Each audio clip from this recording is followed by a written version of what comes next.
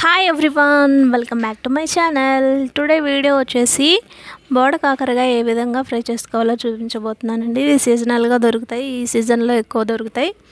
మీరు కూడా తప్పకుండా ట్రై చేసి చూడండి. ముందుగా అయితే వీడియోలోకి వెళ్ళిపోదాం. ఈ కాకరకాయలను ముందుగా ఒకసారి అయితే వాష్ చేసుకోండి నార్మల్ వాటర్తో. తర్వాత హాట్ వాటర్ పోసేయండి ఒక గిన్నెలో. హాట్ వాటర్ పోసిన తర్వాత కొంచెం సాల్ట్, కొంచెం పసుపు కూడా వేసి ఒక 5 మినిట్స్ అయితే అలా వదిలేసేయండి.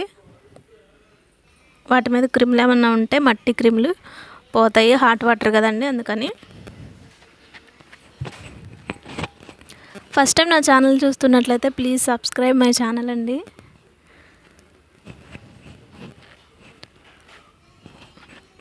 ఒక 5 మినిట్స్ తర్వాత ఒక 2 టైమ్స్ అయితే వాష్ చేసుకోండి మళ్ళీ. తర్వాత వాటి మనలు ఉంటాయి కదండి, అవి కట్ చేసుకొని ఈ విధంగా స్లైసెస్గా కట్ చేసుకోండి. ఏ విధంగా అయినా, గుండ్రంగా అయినా పర్వాలేదు, మీ ఇష్టం అండి. తర్వాత వాటిని ఫ్రై చేసుకోవాలి ముక్కల్ని. ఈ విధంగా కట్ చేసుకున్న తర్వాత స్టవ్ ఆన్ చేసుకోవాలి. కళాయి పెట్టుకొని 3 గిన్నెల దాకా అయితే ఆయిల్ తీసుకున్నాను నేను. ఈ బోడ కాకరకాయలు 1/2 కిలో అయితే తీసుకున్నానండి నేను.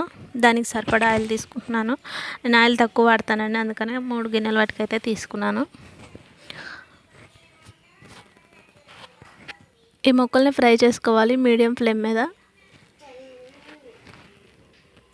ఈ విధంగా గరిటెతో తిప్పుతూ ఉండాలి. కొంచెం టైం పడుతుందండి ముక్కలు ఫ్రై అవటానికి, కానీ చాలా బాగుంటుంది, టేస్టీగా ఉంటుంది. మీరు తప్పకుండా ట్రై చేసి చూడండి ఒకసారి. ఇవి కాస్ట్ కూడా ఎక్కువేనండి, అండ్ హెల్త్ కూడా చాలా మంచిది. ఇవి రేర్గా దొరుకుతాయి.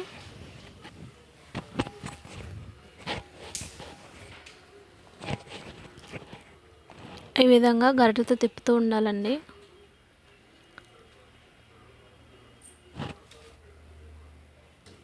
ఒక 5 మినిట్స్ అయితే ఈ విధంగా తిప్పుకున్న తర్వాత మూత పెట్టేసి మగ్గనివ్వాలండి. ఇవి మసాలా ప్రిపేర్ చేస్తున్నానండి. ధనియాల పొడి అండి అది. ధనియాలు వేయించుకొని పొడి చేసుకున్నాను డైరెక్ట్గా. ఆ పొడి వేస్తున్నాను. కొంచెం జీలకర్ర, 1 స్పూన్ అయితే కారం వేసుకుంటున్నాను, 1 స్పూన్ సాల్ట్, 20 దాకా అయితే వెల్లుల్లి రెబ్బలండి. వీటిని డైరెక్ట్గా ఇంకా అలా వేసేయటమే, పొట్టు కూడా తీసుకొని అవసరం లేదండి, టేస్టీగా ఉంటుంది. అలాగే ఈ విధంగా మిక్స్ చేసుకోండి. ఒకసారి చూడండి ముక్కలు ఎలా ఉన్నాయో. అప్పుడప్పుడు మూత తీసి తిప్పుకుంటూ ఉండాలండి, లేకపోతే అడుగంటిపోతుంది. ముక్కలు బాగా ఫ్రై అవ్వాలండి. నా ఛానల్ని సబ్స్క్రైబ్ చేసుకున్న వారందరికీ థ్యాంక్ యూ సో మచ్ అండి. కొంచెం సాల్ట్ అయితే వేసుకోండి త్వరగా మగ్గిపోవటానికి. చూడండి బాగా ఫ్రై అయిపోయినాయి, ఎలా ఉన్నాయో ముక్కలు. ఈ విధంగా గరిటెతో తిప్పుతూ ఉండాలండి, అప్పుడప్పుడు మూత తీసుకొని. ఇవి 10 to 15 మినిట్స్ టైం అయితే పడుతుంది. ముక్కలు బాగా వేగాలి కదండి, అందుకని.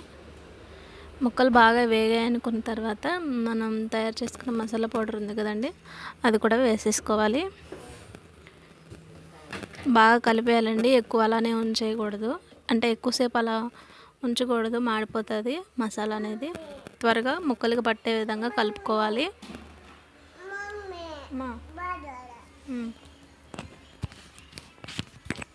ఈ విధంగా గరిటెతో తిప్పేసుకోవాలి. మొత్తం కలుపుకున్న తర్వాత మూత పెట్టేసి ఒక 5 మినిట్స్ అయితే దాన్ని వదిలేసేయాలండి సిమ్లో ఉంచుకొని. ముక్కలకి కారం బాగా పడుతుంది మసాలా అనేది. చూడండి ఎలా ఉందో. ఇవి ఒకసారి అయితే ట్రై చేసి చూడండి మీరు తప్పకుండా, చాలా బాగుంటుందండి రైస్లోకి, అండ్ ఇంకా సైడ్ డిష్గా కూడా చాలా బాగుంటుంది. వీడియో నచ్చితే లైక్ చేయండి, ప్లీజ్ సబ్స్క్రైబ్ మై ఛానల్ అండి. Thank you for watching.